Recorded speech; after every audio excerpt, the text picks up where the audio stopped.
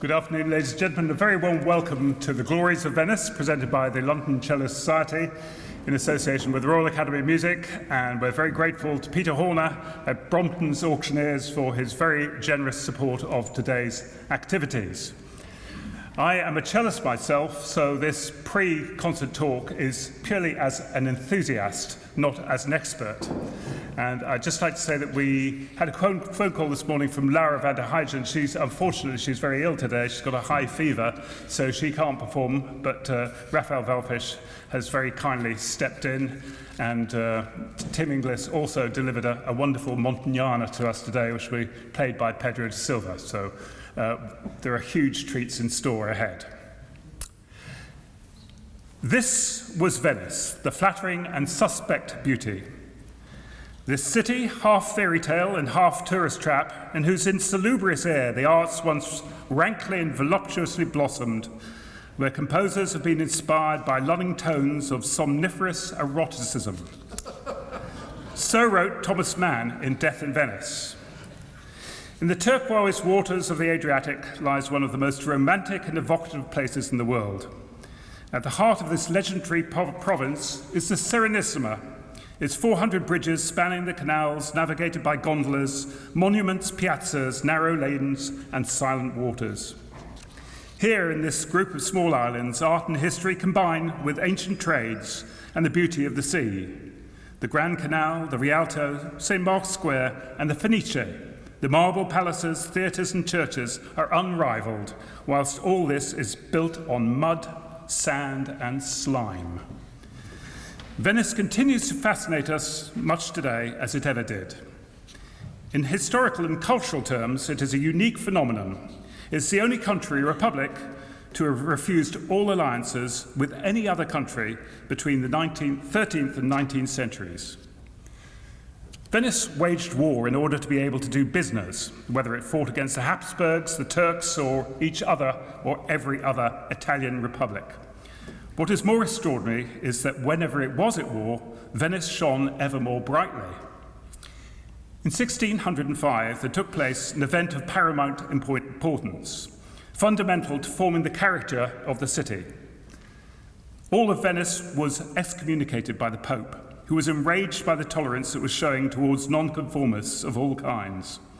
Most of the city's Jesuits were expelled, and it was not long before the Republic acquired a fierce independence of mind and a secular spirit. Consequently, Venice became an independent enclave, politically, commercially, and culturally. In addition, of course, it was an important port, and it welcomed Saracens, Arabs, and Greeks.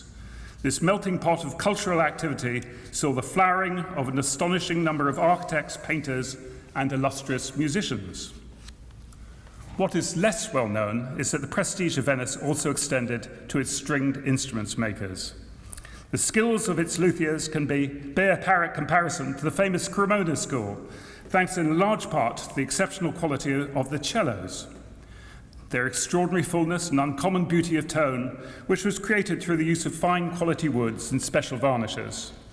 Master craftsmen such as Goffriller, Montagnana and Seraphin created a unique and lasting legacy. Today, we will be privileged to listen to the cellos fashioned by these masters being played by musicians who themselves are masters of their art. In the field of violin making, it was in the Tyrol that the first bowed instruments, rather than those which were plucked, were made. The townships of Fusten and Mittenwald were situated along old Roman roads, lying on the trade routes to Prague and the Netherlands. Travellers crossing the mountains had to pass through one or the other. Commercial exchanges were conducted either side of the Alps. Glassware and lace made in Venice went one way, instruments made in Germany went the other. Franco-Flemish musicians stopped off on their way to Venice, together with merchants enabling merchandise to be brought by land rather than sea. A Tyrolean instrument guild was organised, but during the 30 Years' War, when the whole of southern Germany was aflame, there was a mass exodus. All craftsmen other than Lutherans had to leave. The attraction of northern Italy proved increasingly irresistible. Violin makers emigrated south. Their craft blossomed on arrival, and swiftly the German apprentices were outstripping their masters. The art of violin making had taken off in Venice. The city was a dazzling attraction, caught up in a whirl of lively entertainments.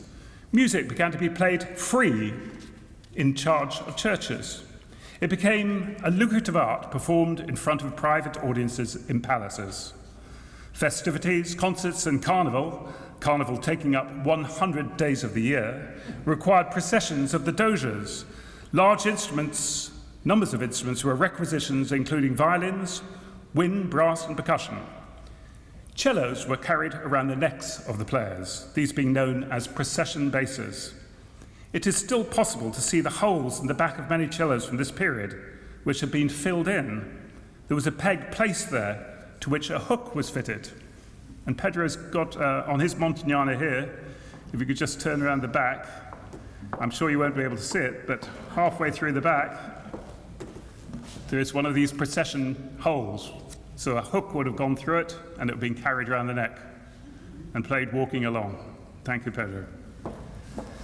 The appearance of large concert bands gave ensembles new dimensions. They performed outside sacred contexts.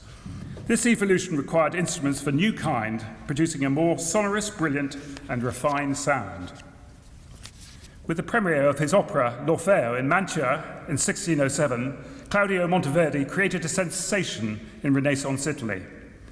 Monteverdi was one of the first composers to develop a style of composition known as basso continuo, which represented an expanded role for bass instruments, including the bass viol.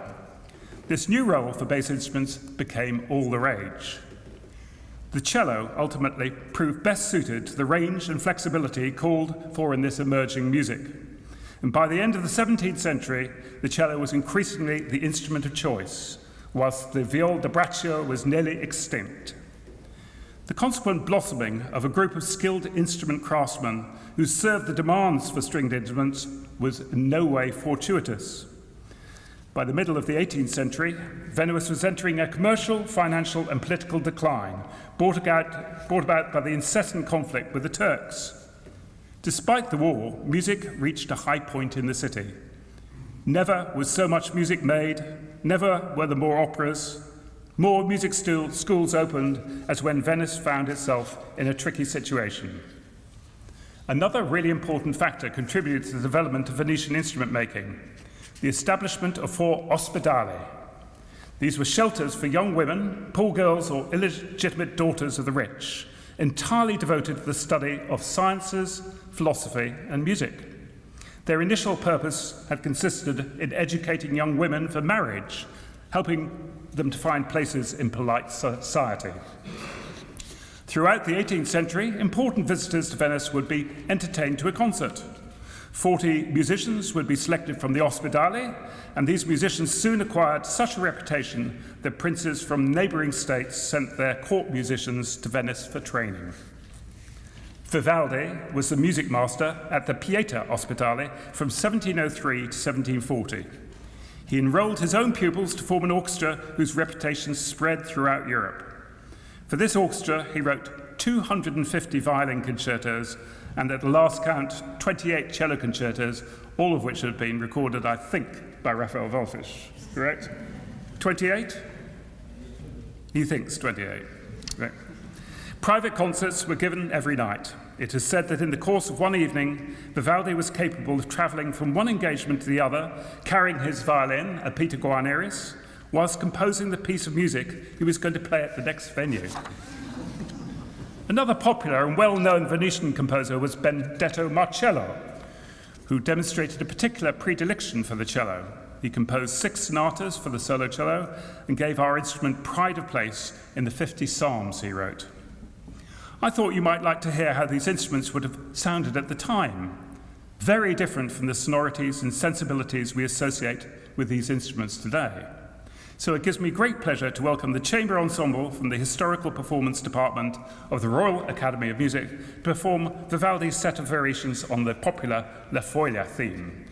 La Folia is the name of a folk tune traced back to the 15th century Portugal, and it literally means a folly or madness. The tune was used for country dancing and then taken up by composers who began to play it, writing with variations on the original tune. This is about a 10-minute piece by Vivaldi La Folia. Thank you.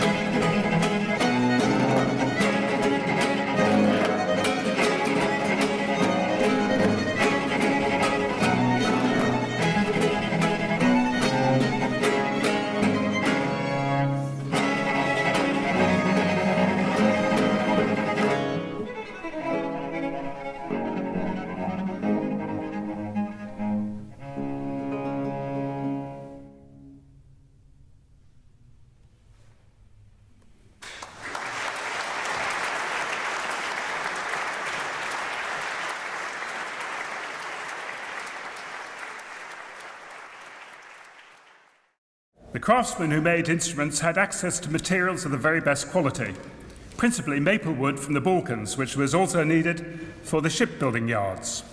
A lot of wood passed through Venice on its way to other Italian or European cities. The other materials used by luthiers was highly refined products required by the painters' workshops, Venetian turpentine, colcathar, and Venetian lacquer. By the start of the 18th century, the craftsmen who established the reputation of the Venetian trade were at work. Martinus Kaiser, born in Fusen, made his name making lutes, but was the first to turn his hand to the production of violins around 1680. Before this time, in spite of the presence of Monteverdi, no violins were being produced in Venice. Stringed instruments were always imported from Cremona, Brescia, or Milan. The first Venetian cellos came from Matteo Goffriller. He was born in a little village near the Austrian border and travelled to Venice in 1685. He became an apprentice of Kaiser's, married Kaiser's daughter, and together they had 12 children. He became head of the family business after 5 years and became a prosperous businessman by cornering the market.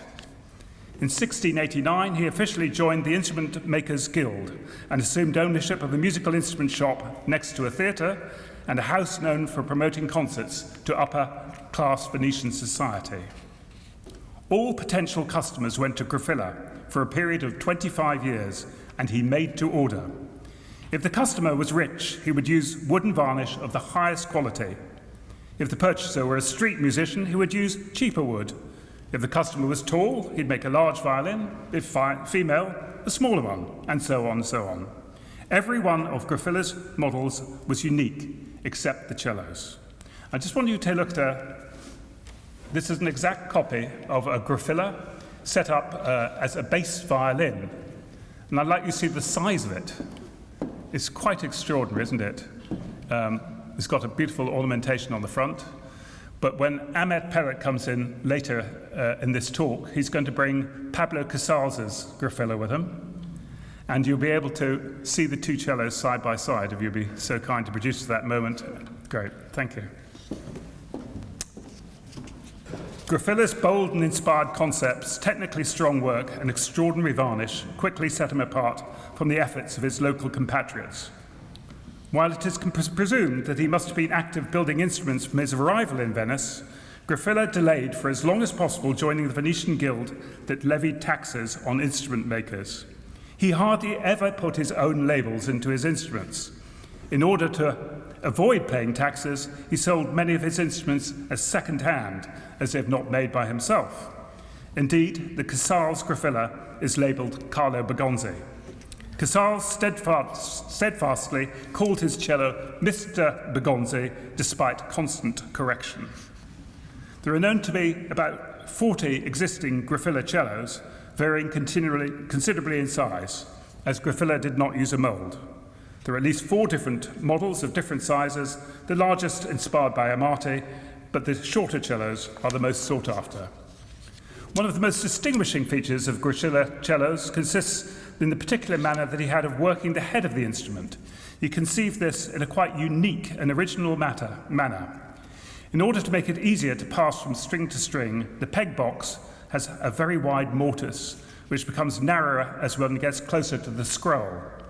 Some of his cellos carry a deep red varnish, others a red amber. Tonight we shall hear Pablo Casals' cello played by Ahmet Pellet. This instrument was purchased by Casals around 1908, and the cellist said, "I've never found a cello that suited my hands better."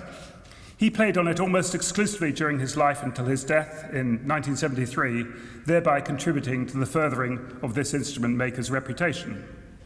It was this cello that made the journey with the cellist from Spain into world fame.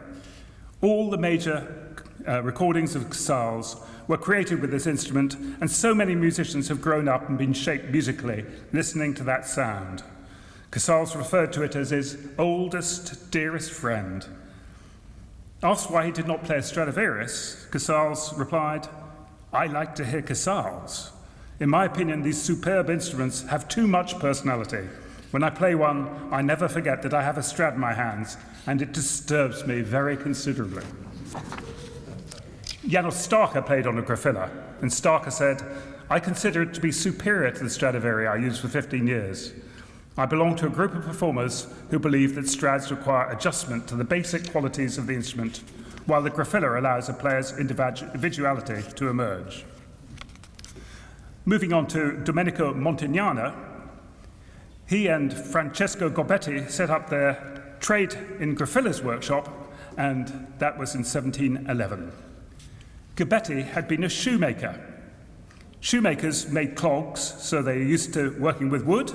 They wielded an engraver's knife, as did the stringed instrument makers. The shoemaker's trade at that time was very sophisticated. In the decadence of Venice, clothes were exceedingly important. Indeed, Montagnana's father and brother were both shoemakers. Perhaps Domenico was one at some point. Montagnana was greatly encouraged by the popularity of the cello in Venice. His cellos are very distinctive, rather short in size and highly vaulted. The tables are thicker than other Venetian instruments and also much wider. The sound holes, the F-holes, are set fairly far apart on the body.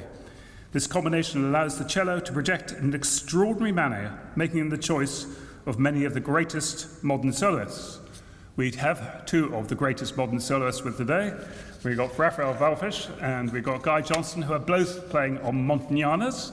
I thought you might just show them to the audience here, front and back, if that's all right.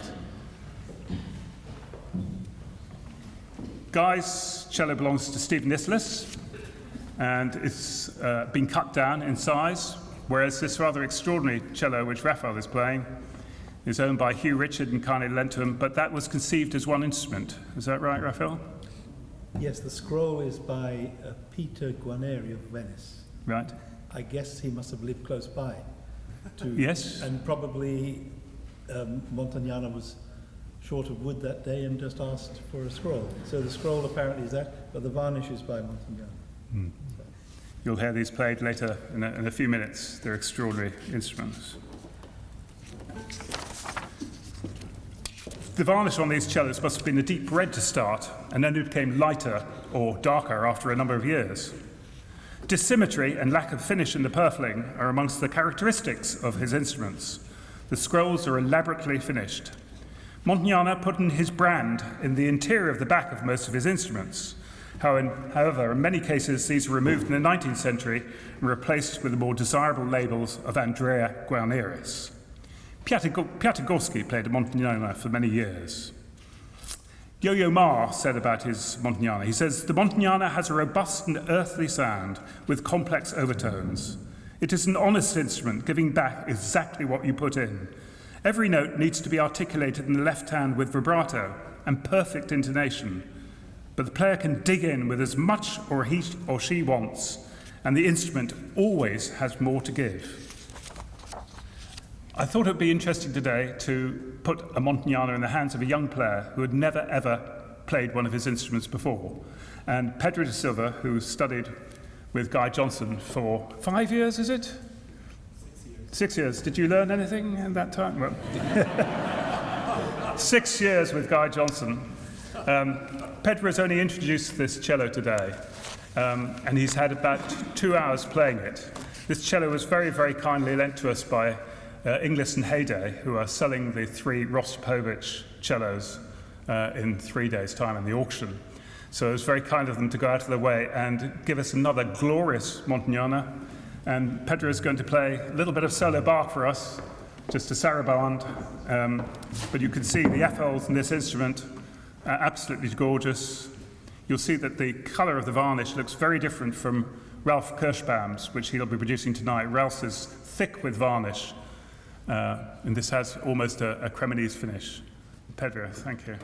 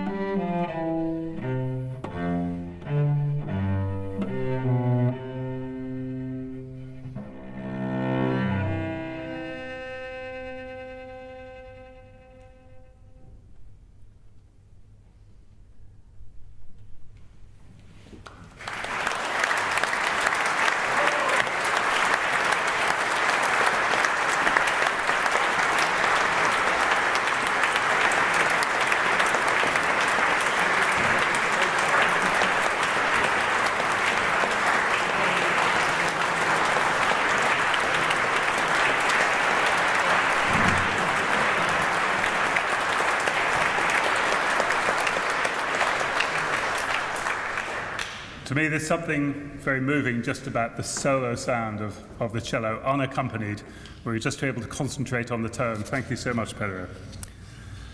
Montagnana and Gobbetti were joined by Santo Seraphin, who followed in 1723. They were friends whilst competitors, and Seraphin married one of Montagnana's daughters and eventually took over his workshop. Today, the Seraphin, which is kindly lent to us by Charles Beer, is been in his collection. It hasn't been lent out for 30 years, I believe, and Charles, when I went down with Shaco to play it, to see whether he'd play it today, Charles put it into Shaco's hands and he did it. He said, "I hope you enjoy playing this cello." The last person who played it was Pierre Fournier, so do enjoy it. Shaco, perhaps we could just have a look at this Seraphin. Seraphin has the most extraordinary figuration in it. They're incredibly beautiful. This almost looks like it was made yesterday.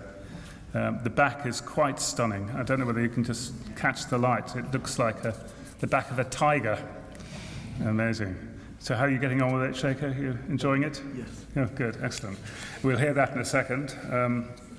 According to Hills, apparently Seraphin studied as a painter in his youth, and his most interesting cellos date from 1730. The elegance and meticulous care accorded to his finishing are his chief characteristics. Purfling almost reaches the edges, and the corners are extremely elongated. The varnish is magnificently applied, especially to the head. So, independent, free, and graceful are the adjectives that best describe these cellos of Venice. A number of aspects provide a common denominator in the work: the varnish, the figuration of the wood. These Venetian instruments are very much favoured by by the great players of today. And before we are introduced to Amit Peled, we're going to have really a huge treat, the Popper Requiem, played by Raphael, Shaku, and Guy. And no better piece, I think, could be chosen to demonstrate the tone of these wonderful instruments. And John Lenihan is our distinguished pianist. Thank you very much.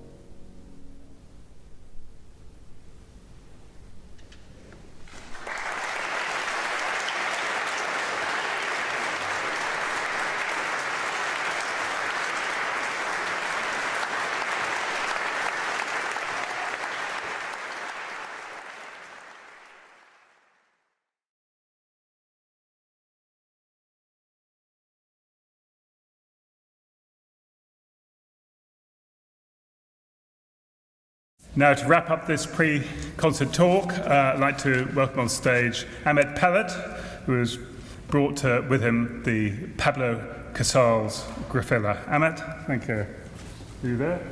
I might have to go and get him. Just flew in from the States yesterday. Yeah. Thank you, Ahmet. Yes, great. Yeah.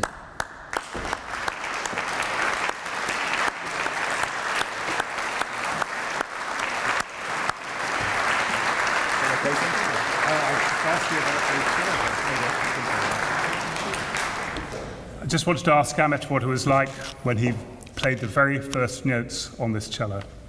Awful. Well, of course, I had a dream of what it will feel like, but then having Mrs. Casals sitting right in front of me kind of ruined that dream because I'm so scared of her until today. Even though she's so lovely, but she represents to me this legend and that aura of that time and all those recordings I, as well as all of us cellists, grew up on. So it was not the most comfortable situation to enjoy the cello. And the other aspect of it was that it was asleep for so many years and needed to be restored. So when I got the cello and started to play on it, I called Mrs. Casals and I guess with my Israeli chutzpah, I told her that I really think this cello needs some restoration. And there was silence on the other side, but then she said, you know what, I like your honesty, because I think everybody is scared of her and always tell her, oh, it's so great, it's so... And she decided to restore it, and apparently the belly of the cello went down so much through the years that the bridge that was on was 10 millimeters lower than normal cello bridge, and everything sank down. And so the main purpose of the restoration was to bring up the belly of the cello. But as I was warned by the luthier who did it, Julie Reeds in New York, she said, you know, once you open such an instrument, you want to do it probably once every 100 years. So once we open it, we most likely will find many other things, and we're going to take care of it. So they worked on it for a whole year. In fact, there was one person in that shop that was his job, every day to work on Pablo. And they found many wormholes in the back, and the back was so thin that they had to reinforce it with 10 layers of thin wood and many, many other things. They took all the old glue from the hundreds of cracks that those old instruments all have, cleaned them and put again new glue and reinforced it and all of that. And then when I received it about 5 years ago, it was like getting a wild horse that wants to ride now. And from then on, it was fun. This instrument has been cut down, Ahmet. So I was wondering whether we could just see it against the Goffriller. Oh. Not to say that it would have been this model when it was made, but you can see roughly how much the cello has been reduced in size. Yes. And this... Don't cover it. Sorry. This must be quite a business for makers, reducing the size of instruments so that, obviously, you cellists among you will know that we need to be able to get into high positions, which weren't required when these cellos were made, which is why they've been made smaller. You can also see that the F-holes are huge, comparing to the size of the instrument. And another interesting anecdote here is, of course, we all sweat when we play. And this is from all of us sweating with his cello. But this thing, I found out, was Casals' knee, because he was such a dwarf. And he couldn't handle even this side. And you can see in all the photos, his knee is behind the cello. And I can show you, but there's, well, not up to do that, but there's a big difference in sound. If you play like this, so